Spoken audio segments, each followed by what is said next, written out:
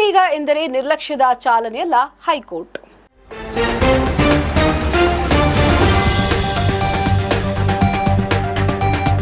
ವಾಹನವನ್ನು ಅತಿ ವೇಗವಾಗಿ ಚಲಾಯಿಸಿದ ಮಾತ್ರಕ್ಕೆ ಚಾಲಕ ಅವಸರ ಹಾಗೂ ನಿರ್ಲಕ್ಷ್ಯದಿಂದ ಚಾಲನೆ ಮಾಡಿದ ಎಂಬುದಾಗಿ ಹೇಳಲಾಗದು ಅಂತ ಹೈಕೋರ್ಟ್ ಆದೇಶಿಸಿದೆ.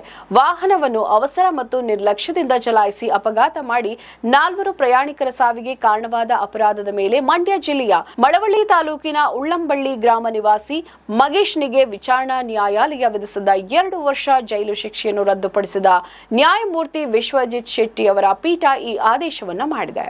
ಪ್ರಕರಣದ ತನಿಖಾಧಿಕಾರಿ ಸಲ್ಲಿಸಿದ ದೋಷಾರೋಪ ಪಟ್ಟಿಯಲ್ಲಿ ಟೈರ್ ಸ್ಫೋಟಗೊಂಡ ನಂತರ ಸುಮೋ ವಾಹನ ಅಪಘಾತಕ್ಕೆ ಒಳಗಾಗಿದೆ ಅಂತ ಉಲ್ಲೇಖಿಸಿದ್ದಾರೆ. ಅದನ್ನು ಸಾಕ್ಷಿಗಳು ಒಪ್ಪಲು ನಿರಾಕರಿಸಿದ್ದರೂ ತನಿಖಾಧಿಕಾರಿ ಸಲ್ಲಿಸಿರುವ ಫೋಟೋಗಳಿಂದ ವಾಹನದ ಹಿಂದಿನ ಎಡಭಾಗದ ಚಕ್ರ ಪಂಚರ್ ಆಗಿರುವುದು ತಿಳಿಯುತ್ತದೆ. ಈ ಕುರಿತು ಸರ್ಕಾರಿ ಅಭಿಯೋಜಕರು, ಮೋಟಾರ್ ವಾಹನ ಇನ್ಸ್ಪೆಕ್ಟರ್ ಸಹ ಸೂಕ್ತ ವಿವರಣೆ ನೀಡಿಲ್ಲ.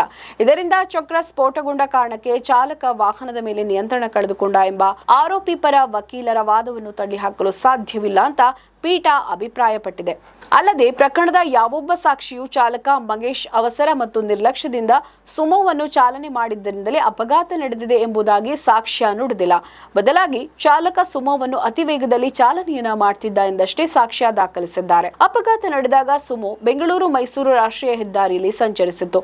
ಬಹುಶಃ ರಾಷ್ಟ್ರೀಯ ಹೆದ್ದಾರಿ ಎಂಬ ಕಾರಣಕ್ಕೆ ಚಾಲಕ ಅತಿ ವೇಗದಲ್ಲಿ ಚಾಲನೆಯನ್ನ ಮಾಡಿರಬಹುದು. ಆದರೆ ಅತಿ ವೇಗದ ಚಾಲನೆ ಮಾಡಿದ ಮಾತ್ರಕ್ಕೆ ಅದನ್ನು ನಿರ್ಲಕ್ಷ್ಯದ ಮತ್ತು ಅವಸರದ ಚಾಲನೆ ಎಂದು ಹೇಳಲಾಗದು ಅಂತ ಹೈಕೋರ್ಟ್ ಆದೇಶಿಸಿ ಮಗೇಶ್ನನ್ನು ಖುಲಾಸೆಗೊಳಿಸಿದೆ. 2013 ಫೆಬ್ರವರಿ 10ರಂದು ಬೆಳಗ್ಗೆ 10:30ರಲ್ಲಿ ಮಗೇಶ್ ಚಾಲನೆ ಮಾಡ್ತಾ ಇದ್ದ ಟಾಟಾ ಸುಮೋ ನಿಯಂತ್ರಣ ತಪ್ಪಿ ರಸ್ತೆ ವಿಭಜಕಕ್ಕೆ ಡಿಕ್ಕಿ ಹೊಡೆದು ನಂತರ ಕೆಎಸ್ಆರ್ಟಿಸಿ ಬಸ್ಸೊಂದರ ಹಿಂಭಾಗಕ್ಕೆ ಗುದ್ದಿತ್ತು.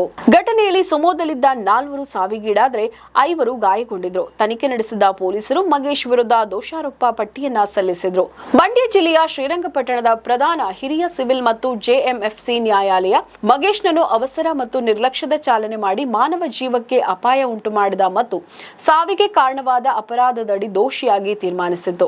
ಜೊತೆಗೆ ಗರಿಷ್ಠ 2 ವರ್ಷ ಜೈಲು ಮತ್ತು 10,000 ರೂಪಾಯಿ ದಂಡವನ್ನ ವಿಧಿಸಿ ಆದೇಶಿಸಿತ್ತು. ಈ ಆದೇಶವನ್ನು 3ನೇ ಹೆಚ್ಚುವರಿ ಜಿಲ್ಲಾ ಮತ್ತು ಸೆಷನ್ಸ್ ನ್ಯಾಯಾಲಯ ಎತ್ತಿ ಹಿಡಿದಿತ್ತು. ಇದರಿಂದ ಮಗೇಶ್ ಹೈಕೋರ್ಟ್ಗೆ ಕ್ರಿಮಿನಲ್ ಮೇಲ್ಮನವಿ ಸಲ್ಲಿಸಿ ತನ್ನನ್ನು ನಿರ್ದೋಷಿ ಎಂದು ಪ್ರಕಟಿಸಬೇಕು ಹಾಗೂ ಶಿಕ್ಷೆಯನ್ನ ರದ್ದುಪಡಿಸಬೇಕು ಅಂತ ಕೋರಿದ್ದ. ಮೇಲ್ಮನವಿದಾರನ ಪರ ವಕೀಲ ಡಿ ಮೋಹನ್ ಕುಮಾರ್ ಪ್ರಕರಣದ ಯಾವೊಬ್ಬ ಸಾಕ್ಷಿಯು ಮಗೇಶ್ ಅವಸರ ಮತ್ತು ನಿರ್ಲಕ್ಷ್ಯದಿಂದ ಸುಮೋ ಚಾಲನೆ ಮಾಡ್ತಿದ್ದ ಅಂತ ಸಾಕ್ಷ್ಯ ನುಡಿದೇ ಇಲ್ಲ.